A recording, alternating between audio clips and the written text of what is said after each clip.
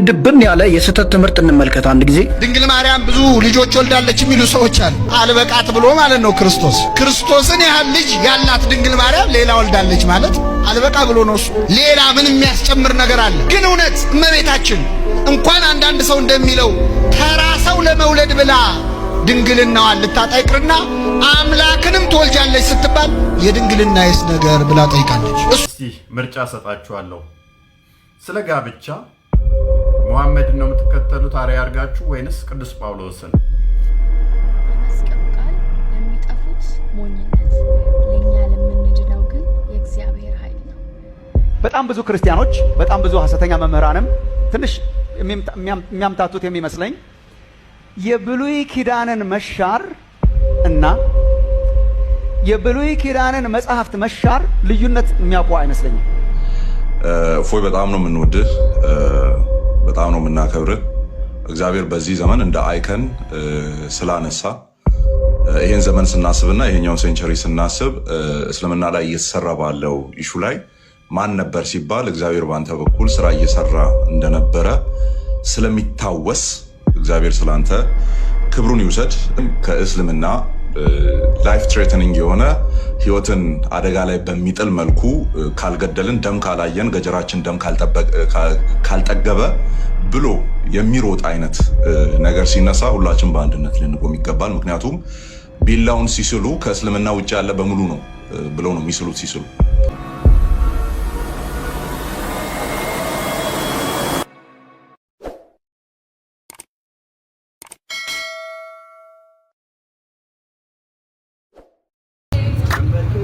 አሸነፍኩኝ ድልሳውኝ በጩኸቴ መዳን ሆነ አበሳዬ ተቀደነ ከፊት ቀደምኩ አንተን ብዬ ከምን ጎደል ጸኑ እግሮቼ ኃይሌ ሆነ ተዋጋቼ ስራድ ለታደር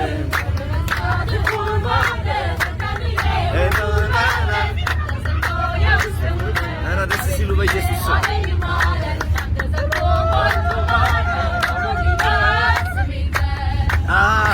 ሃሌሉያ ሃሌሉያ ሃሌሉያ ሃሌሉያ እላለሁ ሃሌሉያ ሃሌሉያ ሃሌሉያ ሃሌሉያ ሃሌሉያ እላለሁ ሃሌሉያ በማለዳ ሃሌሉያ በቀትር ሃሌሉያ በመሸት ሃሌሉያ በሌሊት ሃሌሉያ ሁሉ እንዳለ ሆኖ ሃሌሉያ ሳይቀየር ሃሌሉያ እላለሁ ሃሌሉያ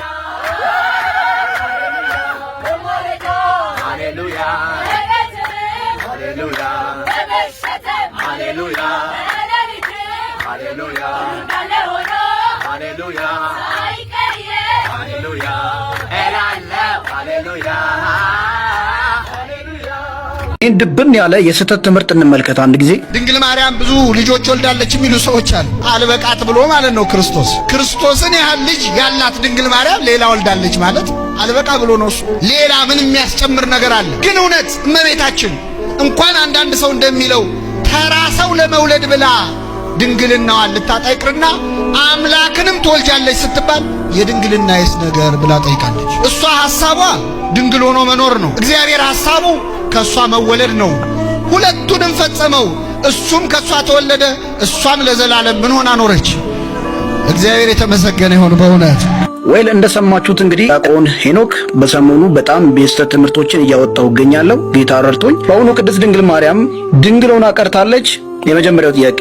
ሁለተኛው ልጆችስ አልነበሯትም ከክርስቶስ ኢየሱስ በስተቀር የሚለውን ከመጽሐፍ ቅዱስ እንመለከታለን። የመጀመሪያው የምናነሳው ክፍል የማቴዎስ ወንጌል ምዕራፍ 13 ከቁጥር 54 ጀምሮ ላንብቡ። ወደ ገዛ ሀገሩ መጥቶ እስኪገረሙ ድረስ በምኩራባቸው ያስተምራቸው ነበር። እንዲህም አሉ፣ ይህን ጥበብና ታምራት ይህ ከወዴት አገኘው? ይህ የጸራቢ ልጅ አይደለምን? እናቱስ ማርያም ትባል የለምን? ወንድሞቹስ ያዕቆብና ዮሳ ስምዖንም ይሁዳም አይደሉም? 4 ልጆች። ስለዚህ ወንድሞቹ ከማን የተወለዱት? ሌላ እናት ነበረው ኢየሱስ? ይህን ጥያቄ መልስ እፈልጋለሁ። በተመሳሳይ ሁኔታ በዚህ በማርቆስ ወንጌል ምዕራፍ 6 ቁጥር 3 ጀምሮ እንደዚህ ይላል። ይህንኑ ቃል ነው ተመልሶ የሚያትትልን ማርቆስ ወንጌላዊው ማለት ነው። ይህስ ጸራቢው የማርያም ልጅ የያዕቆብ የዮሳም የይሁዳም የስምዖንም ወንድም አይደለምን? እህቶቹስ በዚህ በእኛ ዘንድ አይደሉምን? አሉ። እህቶች ሴቶች ልጆችም አሏት እያለን ነው መጽሐፍ ቅዱስ። እነዚህ ወንድሞችና እህቶቹ ከማን የተወለዱት? ወይስ ኢየሱስ ሌላ እናት ነበረው የሚል ጥያቄ ያስነሳል። ተጨማሪ ማስረጃ በሉቃስ ወንጌል ምዕራፍ 2 ከቁጥር 6 ጀምሮ እንደዚህ ይላል። በዚያም ሳሉ የመውለጃዋ ወራት ደረሰ፣ የበኩር ልጇንም ወለደች። የምን ልጇ? የበኩር ልጇ። በኩር ምን ማለት ነው? የመጀመሪያ ልጅ ማለት ነው። የመጀመሪያ ልጅ ከሆነ ጌታችን ኢየሱስ ክርስቶስ ከዛ በኋላ ልጅ አላት የሚል አያሳይም? እንዲሁም ደግሞ ሌላ ተጨማሪ ልስጣችሁ ጠንከር እንዲል ማለት ነው። ማቴዎስ ወንጌል ምዕራፍ 1 ከቁጥር 19 ጀምሮ አነበዋለሁ። እጮኛዋ ዮሴፍም ጻድቅ ሆኖ ሊገልጣት ስላልወደደ በስውር ሊተዋት አሰበ። እርሱ ግን ይህን ሲያስብ እነሆ የጌታ መልአክን በሕልሙ ታየው፣ እንዲህም አለ፣ የዳዊት ልጅ ዮሴፍ ሆይ እርሷ የተጸነሰው ከመንፈስ ቅዱስ ነውና እጮኛህን ማርያምን ለመውሰድ አትፍራ። እጮኛ ማለት ምን ማለት ነው? ወይስ ዝም ብሎ አብራት የሚሆን ሰው ነው ዮሴፍ? ስድብ አቁሙና ጥያቄዎቼ መልስ ስጡኝ። ስድብ አያጸድቃችሁም፣ ያረክሳችኋል እንጂ። የመስቀሉ ቃል ለሚጠፉት ሞኝነት፣ ለኛ ለምንድነው ግን የእግዚአብሔር ኃይል ነው። የጥበበኞችን ጥበብ አጠፋለሁ፣ የአዋቂዎችንም ዕውቀት ከንቱ አደርጋለሁ። ከእግዚአብሔር ጥበብ የተነሳ ዓለም በገዛ ጥበቧ እግዚአብሔርን ማወቅ ስለተሳናት በስብከት ሞኝነት የሚያምኑትን ያድን ዘንድ የእግዚአብሔር በጎ ፈቃዱ ሆኗል። እኛ ግን የተሰቀለውን ክርስቶስን እንሰብካለን።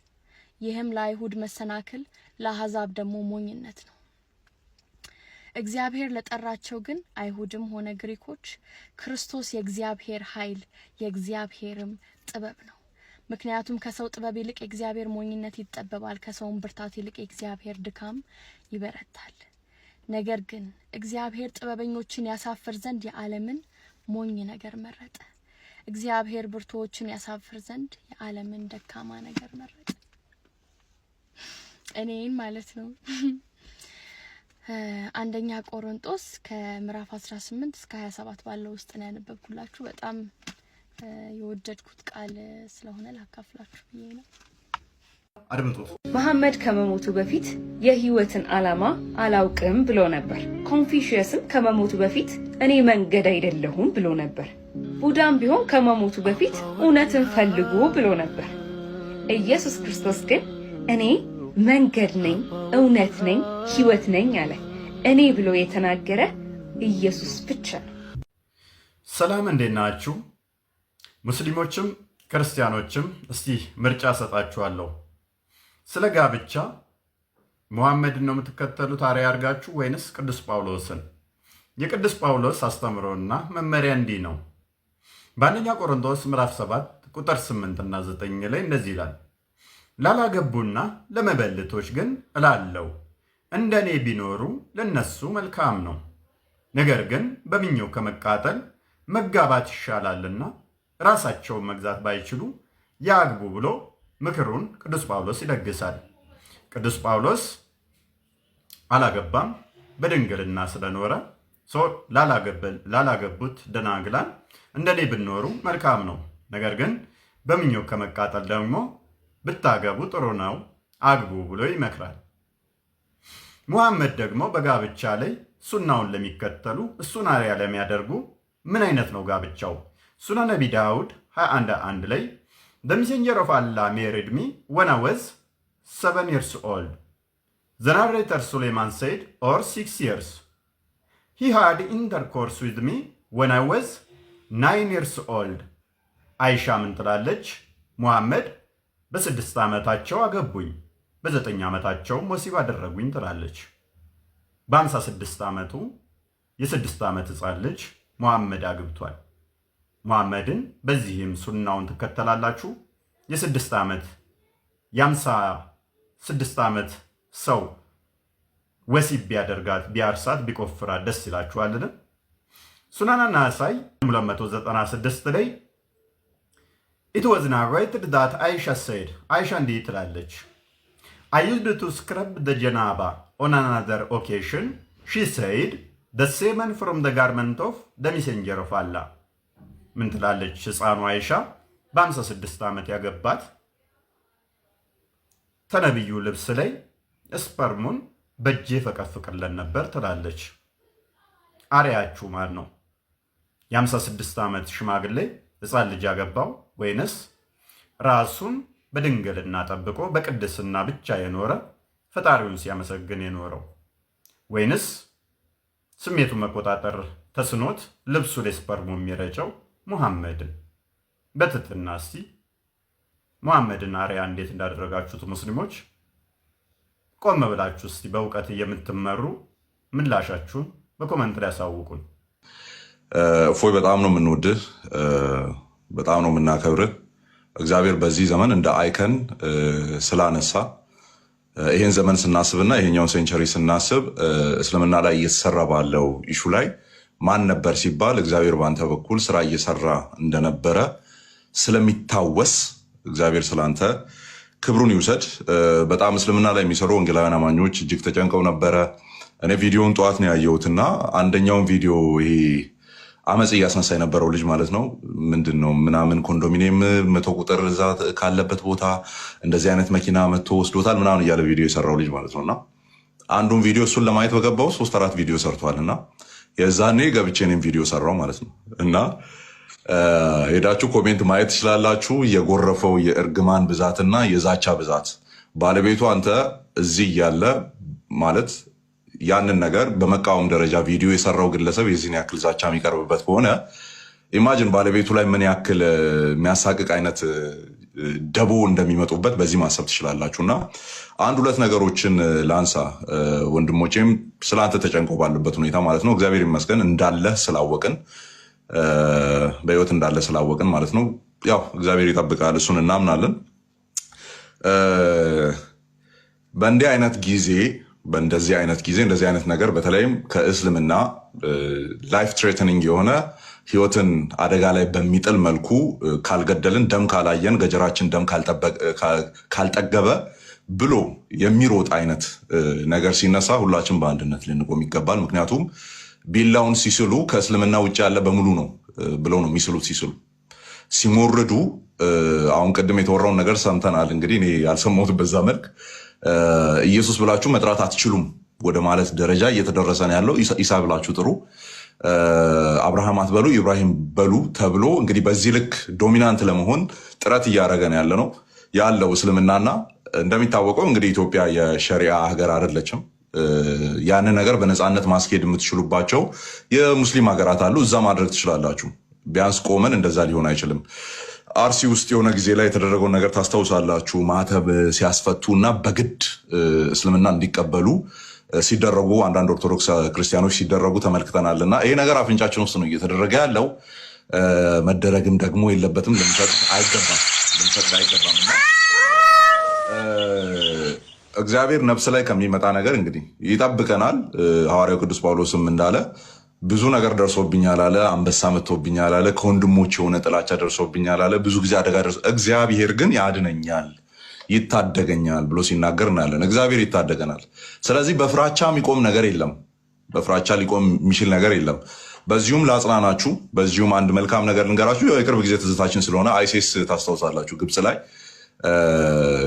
ሜዲትራኒያን ባህር አካባቢ ፊት ለፊት ላይ እንግዲህ አጋድሞ ያረዳቸው ኮፕቲክ ክርስቲያኖች እና ኢትዮጵያውያንም ነበሩበት። የምታስታውሱት ነውና እድል ተሰጥቷቸው እንደነበረ እናውቃለን። እምነታችሁን ካዱ በህይወት ትኖራላችሁ የሚል ነገር ነው። ነገር ግን ደማቸው እንደ ጎርፍ እንዲፈስ ነበር የተደረገው። እነዚያም ደግሞ እምነታችንን አንክድም፣ ክርስትናችንን አንክድም፣ ክርስቶስን አንክድም የሚል ነው። እመኑኝ አሁን በዚችኛዋ እንደነዚህ አይነት የእፎይን አይነት ኬስ ወንድማችን ሙሐመድ አበባውን ታውቁታላችሁ። እዚህ ጋር እፎይ ያለ ሌሎችም እስልምና ላይ የሚሰሩ ሰዎች በእነሱ በኩል የሚመጣው እንደዚህ አይነት ንቅናቄ አንድነታችን ነው ሊያጠናክር የሚገባው። ለምን ቅድም ብያችኋለሁ፣ አንድ ላይ ለሁሉም የሚሆን ሰይፍ ነው የሚስሉት። ሲስሉ ክርስቶስን የሚጠራ አሁን እንግዲህ በዚህ ልክ መዳፈር ተጀምሯል ነው። ኢሳ በሉ ማንበሉ ኢብራሂም እንዳትሉ አብርሃም በሉ እየተባለ ነው ያለው። ወደዛ እያደረሰ ልንፈቅድ አይገባም። በእንደዚህ አይነት ሰዓት አብረን ልንሆን ይገባል። መንግስት በዚህ ጉዳይ ላይ ጣልቃ ሊገባ ይገባል። መንግስት ስል የህግ አካላት ማለት ነው። ለሀገሪቱ ሰላም እንጠነቀቃለን ብላችሁ የምታስቡ ከሆነ መጽሐፍ ቅዱሳችንም የነገረን ለእግዚአብሔር በሆነው ነገር ለእናንተ አገልጋዮች ናቸው። መንግስት አገልጋይ ነው የሚለው ሮሜ 13 ላይ እንደሚናገረው ማለት ነው። መልካም በሆነው ነገር ላይ ለእናንተ አገልጋይ ነው፣ በእጁ ሰይፍ ይዟልና ፍራ ነው የሚለው። መንግስትን እንደዛ ከሆነ ህዝቦች በዚህ መልክ መሀል ላይ ሃይማኖታዊ ብጥብጥ እንዲነሳ መጅሊሱ በጣም ነው ያሳቀኝ። እዛ ጋር ቅድም ቪዲዮን አይታችሁ ከሆነ መጅሊሱ ቶሎ ባለመድረሱ ምክንያት እፎይ አምልጧል ብሎ ቪዲዮ ሰራ። መጅሊሱ ፌዴራል ፖሊስ ነው እንዴ? መጅሊሱ የከተማ ፖሊስ ነው? አያችሁ፣ ሜንታሊቲያቸው ራሳቸው ሄዶ መያዝ እንደሚችሉ ራሳቸው ሄዶ የሆነ ነገር ማድረግ እንደሚችሉ መታሰብ ደረጃ ላይ ተደርሷል። ኦኬ ተደርሷል። በዚህ መልክ ሊሆን አይገባም። ስለዚህ ክርስቲያን የሆናችሁ የህግ አካላት ይህ ምሽት ስራ እየሰራችሁ የምታድሩበት ነው መሆን የሚገባው። ኦኬ ይሄ ምሽት ስራ እየሰራችሁ ኢሚዲየትሊ ወንድማችን ሴኪዩር የሚሆንበትን ሁኔታ እያመቻቻችሁ ነው ማደር የሚኖርባችሁ። ይሄ ምሽት የስራ ምሽት ነው መሆን ያለበት። በነፃነት ነው መንቀሳቀስ ያለበት። ራሱን ሎካፕ አድርጎ መቀመጥ የለበትም። ራሱ ላይ ዘግቶ መቀመጥ የለበትም። መንቀሳቀስ አለበት በስርዓቱ። እንገድላለን የሚሉ የሚዝቱ በነፃነት እየወጡ እየገቡ ባለበት እነሱ ያደረጉትን ሩብ ያላደረገ ሰው ነፃነቱን አጥቶ ታስሮ መቀመጥ የለበትም። ስለዚህ ክርስቲያን የሆናችሁ የህግ ባለሙያዎች ኦኬ፣ የህግ ባለሙያዎች ስራ እየሰራችሁ እንድታድሩ እንላለን። ስለዚህ ከምንም በላይ እንግዲህ በጣም ብዙ ሰው ስላለ ቶሎ አውርቼ ልውረድ። ከምንም በላይ አንድ ሆነን እንደዚህ አይነት ነገር ላይፍ ትሬተኒንግ የሆነ ነገር በሚመጣበት ጊዜ ያንን ነገር ዞር እናደርግና ቤት ውስጥ እንዳለ ጥል ማለት ነው። አንድ ቤት ውስጥ የሆነ ጥል ሲኖር ጎረቤት ሲመጣ ጸጥ ነው አይደል የሚባለው? ለጎረቤት አሳልፎ ላለመስጠት ማለት ነው። ስለዚህ እዚህ ጋር የቤት ጉዳይ ነው። ቢያንስ ክርስቶስ ኢየሱስን እንጠራለን፣ ቢያንስ በስላሴ እናምናለን። እንዲህ የሆንን ሰዎች አንዳችን ሊበላ የመጣ አውሬ ሲመጣ በአንድነት ልንቆም ይገባል። ስለዚህ የህግ ባለሙያዎች ስራ እየሰራችሁ ደሩ። ወንድማችን በነፃነት የሚንቀሳቀስበትን ሁኔታ ፍጠሩ። ከዚህ በላይ እንዳይሄድ መንግስት ደግሞ ስራ መስራት አለበት። ሃይማኖታዊ ሀገር የለንም፣ ሼሪያ ሀገር የለንም። ኢቨን ክርስቲያናዊ ህገ መንግስት አይደለም እየተከተልን ያለ ነው። በስርዓቱ ለህዝቦች የሚሆን ነገር ነው እየተደረገ ያለውና በዚህ ልክ ነገሮች እንዲሄዱ ሊፈቀዱ አይገባም። እፎይ እንወዳለን። ክርስቲያን ወንድሞች ናቸው እስልምና ላይ የሚሰሩ ግባልን፣ ይህን ነገር ተናገርልን ብለው የላኩት። ስለዚህ እንከባበር፣ እንወዳችኋለን። እግዚአብሔር ጸጋውን ያብዛልህ። አይነው በእርግጠኝነት ውስጥ ለተሻለ ሞራል እየተነሳ እንዳለ እናምናለን። እኛም እንደው ክርስትናው ላይ ብቻ እያልን የነበርን ሰዎች በደንብ እስልምናው ላይ እንድንሄድ ሞራል ሆነናልና በዚህ ነገር ላይ በደንብ እንሄድበታለን። ከእናንተ ጋርም ተጠግተን ከእናንተም እውቀትን እየቀሰምን በደንብ ነው የምንሰራው። የተዘናጋችሁ ሰዎች ኦርቶዶክስ ቤተክርስቲያን ውስጥ ያላችሁ መምህራንም ልትሆኑ ትችላላችሁ፣ በአደረጃጀት ውስጥ ያላችሁ ልትሆኑ ትችላላችሁ። እስልምናው ላይ ፎከስ አድርጉ። ወንጌላውያን ውስጥም ያላችሁ በሙሉ እስልምና ላይ መስራትን ጀምሩ። ጥቂት ሰዎች ላይ ነው በርደን አሸክመን ያለ ነው። እንደነ እፎይ ያሉ ጥቂት ሰዎች ላይ ነው ቀንበሩን አሸክመን ቁጭ ያልነው እና ዳፋውን ብቻቸውን ነው እየተሸከሙ ያሉት። ስለዚህ የወንድሞቻችንን ቀንበር ወደ መሸከምም እንምጣ እላለሁ። እፎይ እወድሃለሁ፣ አንተም ታውቃለህ፣ ሌሎቻችሁም እንደዚሁ። ጸጋና ሰላም ይብዛላችሁ። በጣም እናመሰግናለን አማኒ። በእርግጥ ሁሉንም ብለኸዋል። ልላቸው የፈለኳቸውን አስቀድሜ እንድቃወተችው አበደች።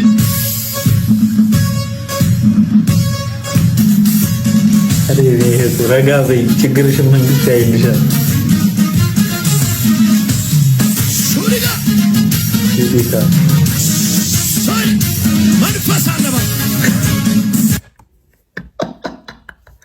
መንፈስ አለ። የትኛው መንፈስ? በእናታችሁ የጂኒ መንፈስ ነው? የአጋንንት መንፈስ ነው እንጂ የእግዚአብሔር መንፈስ እንዲህ ነው እንደሚያደርገው? እብድ ነው እንደሚያደርጋችሁ? ለአይምሮ የማይመች አምልኮ ነው እንደ እንድታመልኩ የሚያደርጋችሁ እግዚአብሔር? በቃ ደብሮኛል። እኔም ብቻ አይደለም የደበረኝ፣ በጣም ብዙ ክርስቲያኖች ሲያዩት ይሰቀጥጠናል፣ ስናየው ይደብረናል። በእናንተ ቦታ እኛን የምናፍርላችሁ። በቃ ደበረን ማለት መንፈስ ቅዱስ በውስጣችን አለ፣ አልተቀበላችሁም መንፈሳችን። በጣም ብዙ ክርስቲያኖች፣ በጣም ብዙ ሐሰተኛ መምህራንም ትንሽ የሚያምታቱት የሚመስለኝ የብሉይ ኪዳንን መሻር እና የብሉይ ኪዳንን መጽሐፍት መሻር ልዩነት የሚያውቁ አይመስለኝም። መጽሐፉ ሲነግረን ብሉይ ኪዳን አዝ ኪዳን ተሽሯል። እግዚአብሔር ሁለት ኪዳን የለውም። አሁን አዲስ ኪዳን ውስጥ ገብተናል። አሮጌው ኪዳን ተሽሯል ነው የሚለው መጽሐፍ ቅዱስ። አሮጌው ነገርም አልፏል፣ አሮጌው ኪዳንም ተሽሯል። ምን ማለት ነው?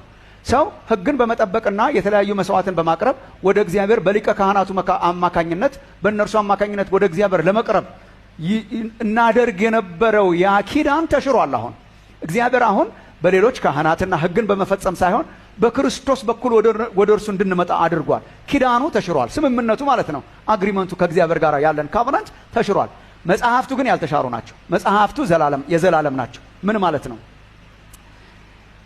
የእግዚአብሔር መንፈስ ያለባቸው መጽሐፍት ስለሆኑ የተፈጸሙትም በክርስቶስ ተፈጽመዋል።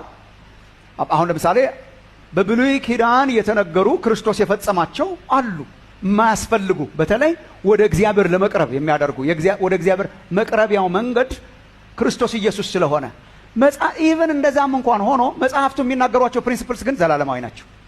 ማንማርበት የእግዚአብሔር ቃልም የለም፣ ማንኖረው የእግዚአብሔር ቃልም የለም። እግዚአብሔር ክርስቶስን ሲያመጣው ሕጉን በተመለከተ ሐሳቡን ቀይሮ ሳይሆን የምንፈጽምበትን ጉልበትና ኃይል ሊሰጠን ነው። ስለዚህ ሕግን በመጠበቅ ለመጽደቅ መሞከርም መጽሐፍ ቅዱሳዊ አይደለም። በጸጋ ስለጸደቅን ሕግን አስወግዶ ለመጣል የሚደረገውም ጥረት መጽሐፍ ቅዱሳዊ አይደለም። ኢኳሊ የጸደቅነው ያለ ሕግ ነው። የጸደቅነው ሕግን ባለመጠበቅ ነው። የጸደቅነው ግን የሕጉን ሪኳየርመንት በመንፈስ ቅዱስ ለመኖር ነው የሚለው ባላንስ ነው። ኤርምያስ ምዕራፍ 31 ቁጥር 31 ላይ ስለ አዲስ ኪዳን የተሰጠው ተስፋ ነው እና በትክክል አሁን መጨረሻ ላይ ያነሳውን በደንብ ግልጽ አድርጎ ይናገረዋል። እንደዚህ ይላል፣ እነሆ ከእስራኤል ቤትና ከይሁዳ ቤት ጋር አዲስ ቃል ኪዳን የምገባበት ወራት ይመጣል ይላል እግዚአብሔር ይላል። የአዲስ ኪዳን ተስፋ ማለት ነው። የበፊቱን አስቀርቶት አዲስን ኪዳን እግዚአብሔር ከኛ ጋር ሊገባና የበፊቱን ሪፈር ሲያደርግ ምን ይላል? ከግብፅ አገር አወጣቸው ዘንድ እጃቸውን በያዝኩበት ቀን ከአባቶቻቸው ጋር እንደገባሁት ያለ ቃል ኪዳን አይደለም ብሎ ይናገራል። ከግብፅ ሲወጡ የነበረው ማለት ነው ሲና ተራራ ጋር መጥተው ከእግዚአብሔር ጋር ቃል ኪዳን የገቡት ነው። ቃል ኪዳናቸው ግልጽ አድርገን ነው ብንመለከተው እዛ ቦታ ላይ እግዚአብሔር 10ቱን ትእዛዛት ሲሰጥ እናያለን። ትእዛዛቱን ሕጉን ሰጣቸው። ከዛ ግን እነሱ ግን ስምምነታቸው እኛ በሕግ መሰረት እንኖራለን፣ እግዚአብሔር ደግሞ የነሱ አምላካችሁ እሆናለሁ ነው ስምምነቱ። በሕጉ መሰረት እስራኤል አልኖረም፣ አልቻሉትምም ጭምር። ስለዚህ በሕጉ መሰረት ሊኖሩ ስላልቻሉ እግዚአብሔር አዲስን ኪዳን እንደገና እገባለሁ ብሎ እግዚአብሔር ድጋሚ መጣ ማለት ነው። እና አዲስን ኪዳን ከኛ ጋር እግዚአብሔር ሊገባ ተስፋን ሰጠን። አዲስን ኪዳን እገባለሁ አለና ግን አዲስን ኪዳን ግን ሲገባ ግን ሕጉን ሲተው አናይም። ኪዳኑን ነው እንጂ የሻረው ሕጉን አልተወም። እንደዚህ ብሎ ይናገራል እዛው ከቁጥር 32 ጀምሮ ነገር በቀጥለው ከግብፅ አገር አወጣቸው ዘንድ እጃቸውን በያዝኩበት ቀን ከአባቶቻቸው ጋር እንደገባሁት ያለ ቃል ኪዳን አይደለም፣ እነርሱ በኪዳኔ አልጸኑምና እኔም ቸላ አልኳቸው ይላል እግዚአብሔር። ከዚያ ወራት በኋላ ከእስራኤል ቤት ጋር የምገባው ቃል ኪዳን ይህ ነውና እግዚአብሔር ሕጌን በልባቸው አኖረዋለሁ፣ ኪዳኑን ትቼዋለሁ ነው። ምክንያቱም እነሱም ቸላ ብለውታል ነው። ግን ሕጌን ግን እሰጣቸዋለሁ መልሼ ነው። የዛኔም የሰጣቸው እግዚአብሔር ነው። በነገራችን ላይ በጽላቱ ላይ ጽፎት ሰጣቸው። ሙሴ ተናዶ ሰበረው። ድጋሚ እግዚአብሔር ጽላት ስራለውና እግዚአብሔር ራሱ በእጁ ጽፎ ነው የሰጣቸው። የዛኔ ያክል እግዚአብሔር አክብሮታል ሕጉንና ኪዳኑን ችላ አለዋለሁ አለና አሁን ግን ልዩነቱ ምንድነው? የዛኔ በድንጋይ ላይ ተጽፎ ተሰጣቸው። አሁን ግን በልባቸው ውስጥ አኖረዋለሁ። ሁለተኛው ሲመጣ ሕጉን ራሱን ነው በልባቸው ውስጥ አኖረዋለሁ። ከዛም እንደዚህ ይላል እግዚአብሔር ሕጌን በልባቸው አኖራለሁ ይልና በልባቸውም እጽፈዋለሁ። ልክ እንደ ጽላቱ ማለት ነው። በልባቸው እጽፈዋለሁ፣ እኔም አምላክ እሆናቸዋለሁ፣ እነርሱም ሕዝብ ይሆኑልኛል። የዛኔ የተበላሸው ኪዳን እንደገና ይታደሳል ነው። ሳይው የእግዚአብሔር ሐሳብ አልተቀየረም። ሕዝቡ ሊሆኑት በሕጉ ሊሄዱ እሱ ደግሞ አምላካቸው ሊሆን የእሱ ሕዝብ ሊሆኑለት ያ ነበር ቃል ኪዳኑ። አደርገዋለሁ አለ። ልዩነቱ ግን የዛኔ በድንጋይ ላይ ተጽፎ ተሰጣቸው፣ አሁንስ በልብ ውስጥ። ይሄ ከማቴዎስ 5 ጋር ቀጥታ የሚገጥም ነው ብዬ ነው የማስበው። ልክ ነው። ምክንያቱም እዛ ጋር ሲናገር ጌታ ኢየሱስ እንደዚህ ተብሎ እንደተጻፈ ታውቃላችሁ፣ በውጪ ተጽፎ የተሰጣቸው ነገር አለ፣ በውጪ ለማድረግ የሚታገሉት ነው። አዲስ ኪዳን ላይ ማቴዎስ ላይ ሲመጣ ግን ስለምንድን ነው የሚናገረው? አሁን በልባችሁ ውስጥ ይጻፍ ነው ቻሌንጁ። ሄዶ ያደረገው ነበረ፣ አሁንሳ በልቡ የማይመኝ ሰው ልብ ውስጥ ገባ ማለት ነው። ሕጉ ከውስጥ የሚወጣ ይሁን ነው እንጂ ሕጉን ቀየርኩት አላለም። አዲስን ኪዳን ከእግዚአብሔር ጋር ገብተናል። በሌላም በኩል ደግሞ ብንመለከተው የማይሄድም ነው አስተሳሰቡ። እናስበው እስኪ በክርስቶስ ኢየሱስ አምናለሁ ድኛለሁ እያልን ግን ሌሎች አማልክቶች አሉኝ ብንል አይገጥምም። በክርስቶስ አምናለሁ ግን እናትና አባቴን አላከብራቸውም፣ ወይ አመነዝራለሁ፣ ወይ ሰርቃለሁ፣ እገላለሁ እያለ የሚኖር ሰው በጣም የሚጋጭ ነው ሐሳቡ ራሱ። በክርስቶስ ኢየሱስ ማመናችን ከነዚህ ውስጥ ነፃ ያውጣናል። በአዲስ መልክ ይነሳሉ እንጂ ጥንትም የነበረ ነው። በአዲስ ኪዳን ዘመንም የነበረ ኑፋቄ ነው። ምንድነው? ትእዛዛትንና ሕግጋትን ኢየሱስ ያስተማራቸውን እስከ መስቀሉ ድረስ የተሰጡትን እነርሱ ልክ እንደ ብሉይ ኪዳን ሕግጋት ናቸው። የአዲስ ኪዳን ክርስቲያኖችን አይመለከቱም። ለምሳሌ የኢየሱስን የተራራውን ትምህርት በጣም ከባዶችም ስለሆኑ ማለት ነው ስንተረጉማቸውም እንዳያችሁት የሚገላገሉት እንደዚህ አይነት ሰዎች የሚገላገሉት የተራራው ትምህርት አይመለከትም። የአዲስ ኪዳን ክርስቲያኖችን አይመለከትም። ኢየሱስ ክርስቶስ ከሞተና ከተነሳ በኋላ የተሰጡ የአዲስ ኪዳን የጳውሎስ መልእክቶችን የተመለከተ ነው እንጂ እነኚህ ትእዛዛት እስከ መስቀሉ ድረስ ያሉት እኛን የሚመለከቱ አይደለም የሚል አስተያየት በጣም አለ። መርጠው ግን ይወስዳሉ። አሁን ለምሳሌ የመንግስተ ሰማያት መክፈቻዎች ሰጥቻለሁ የሚለውን ይወስዳሉ። ቁልፎች የእንትን ቁልፍ ምናምን ይላሉ። ምዕራፍ 5 ምናምን ላይ ሲመጣ ደግሞ እንደ ትእዛዛት ስለሆነ ይተዋቸዋል። መርጠው ነው የሚያምኑት። በጣም አደገኛ አስተምህሮ ነው። በጣም ዴንጀረስ ነው። የእግዚአብሔር ቃል መርጠን የምናምነው አይደለም። ቀስ ብለን እያስተዋልን እየተረጎምን እየተማርን አንዱን ከአንዱ ጋር እያስታረቅን ነው እንጂ በብሉይ ኪዳንና በአዲስ ኪዳን የተሰጡ መጻሕፍት ያልተሻሩ መጻሕፍት ናቸው። ኢን ዘ ፕሮሰስ ጥንት እግዚአብሔር ከአባቶቻችን ጋር የገባው ኪዳን የተሻረ ቢሆንም በክርስቶስ የገባው ኪዳን ደግሞ በብሉይ የተነገሩትን ትእዛዛት መፈጸም የምንችልበትን ብቃት ነው እንጂ የሰጠን የተሻሩ አይደሉም የሚለውን በጣም ማስተዋል ያስፈልጋል። እየተነሳ ያለ ትምህርት ስለሆነ ወደፊትም ለመጠንቀቅ እንዲመቻችሁ ብዬ ነው።